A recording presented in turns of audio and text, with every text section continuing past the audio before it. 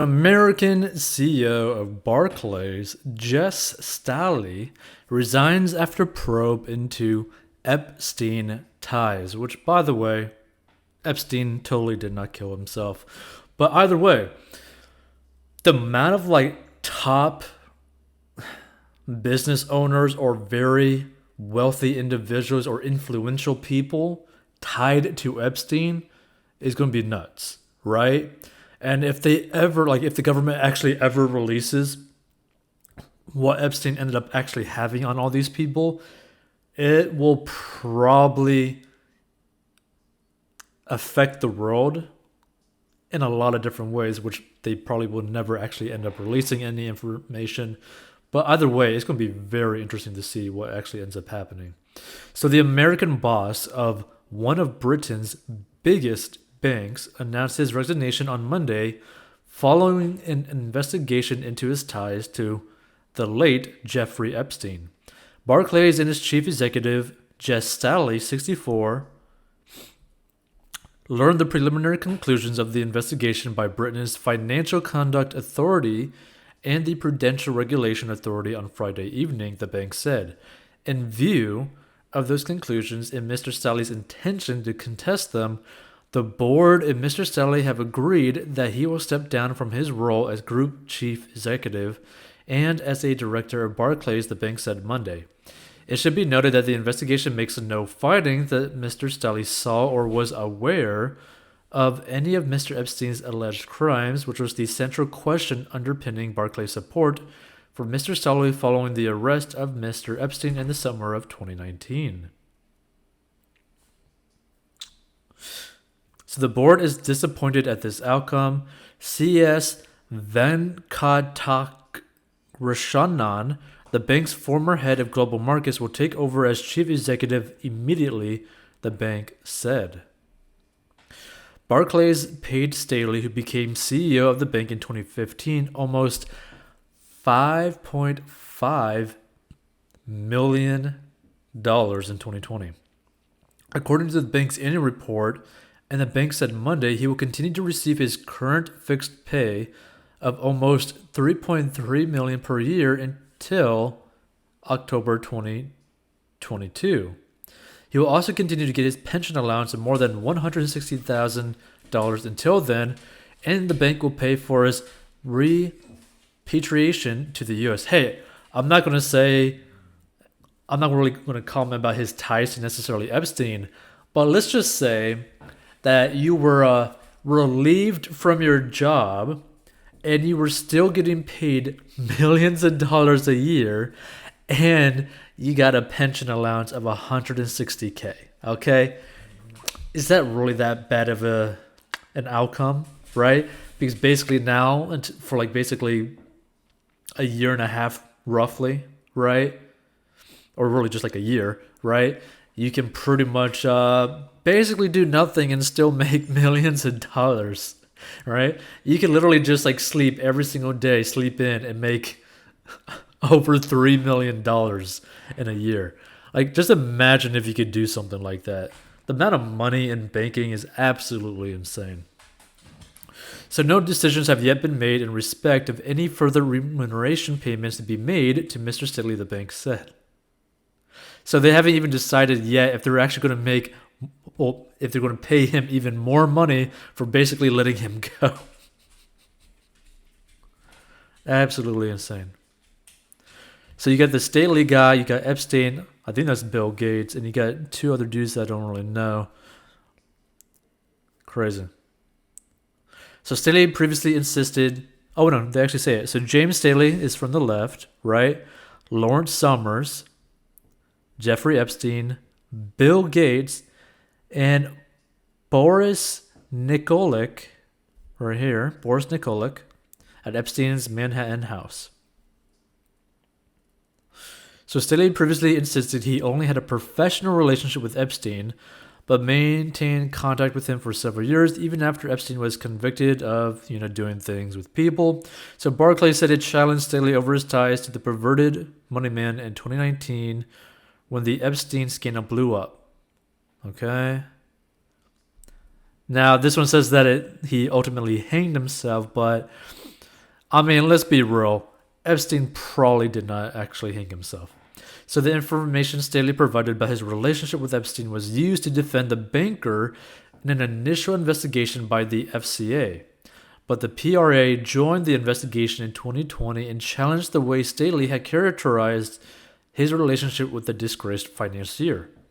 The Boston-born banker previously said he deeply regrets his friendship with Epstein, whom he first met in 2000 when he took charge of JP Morgan's private banking division, and Epstein was already a client in New York.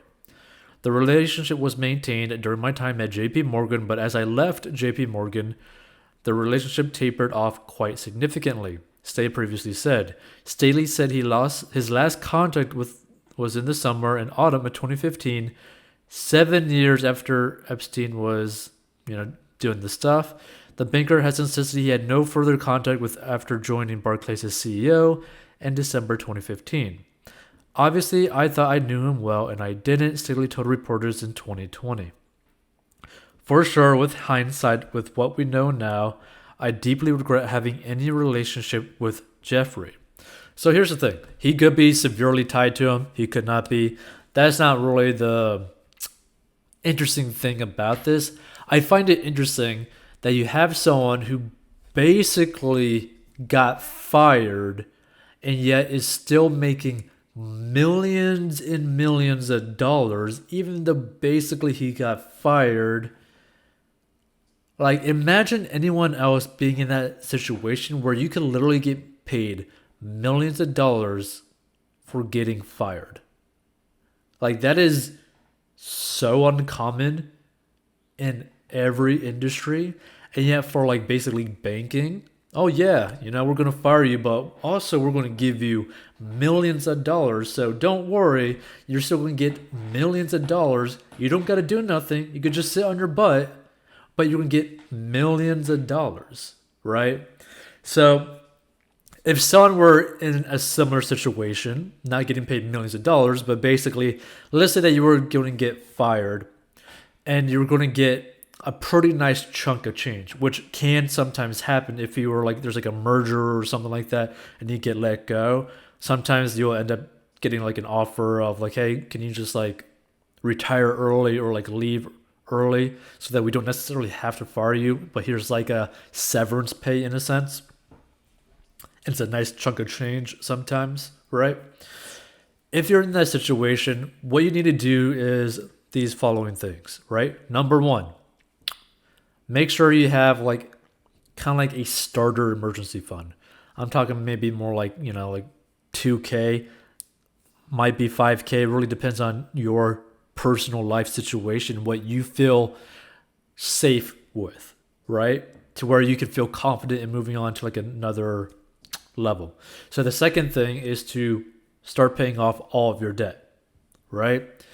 Because the reason why you want to pay off all of your debt with potentially this windfall of money is so that it gives you a lot more options available to you when you're standing on firm ground, right? Because anytime you make any sort of financial decision and you're on like rocky foundation, you're going to make bad choices, right? But if you have like a pretty sturdy foundation, right? We're talking like very sturdy, right? Then you can make a very wise decision in terms of your finances, being like, okay, I know what I need to do to get another job in a reasonable amount of time to where I'm not going to hurt myself financially, right? So that's something to really think about. So once you pay off your debt, right, then you build up like a true emergency fund, right? Because then that gives you a lot more freedom as to basically doing pretty much whatever you want. And the reason for that is because basically you have this weight off of your shoulder of basically insecurity, right?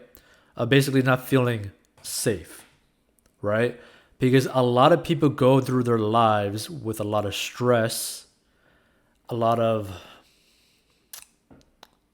basically waking up and feeling like you have to be doing something, right?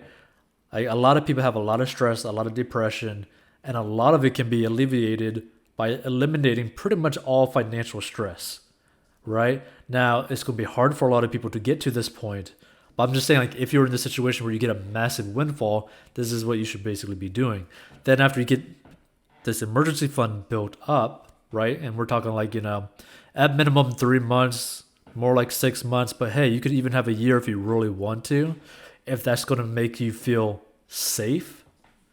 And then after that, start putting money towards investments and all that kind of stuff, right? But no matter what, you still got to find some source of income, right? Just because someone like him can get paid like millions of dollars while technically basically getting fired, not everyone is in that situation. And a lot of people need to still find a job or some source of income to provide for themselves, right?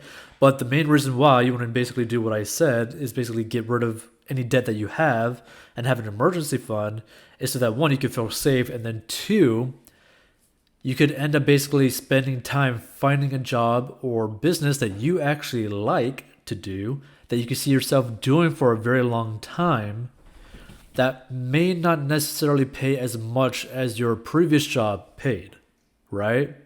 Because without that extra like monthly bill payments of all your debts, you have more options available to you, right? So let's say that you were like getting paid like 50K a year at your previous job, but you end up getting a super big windfall, and basically you pretty much halved all of your expenses from like, like let's say like 30 grand a year to like 15, right?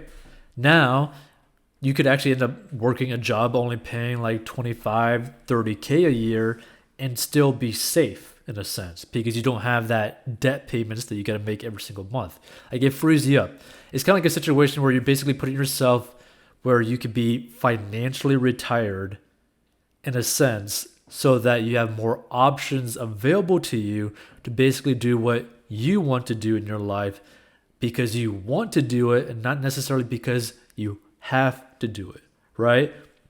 Like, if you're able to get your like living expenses to basically a very consistent level at a very low level where you're not living beyond your means, where you can pretty much work any job and pay for your lifestyle, that's like the ideal situation because it just gives you more freedom, right?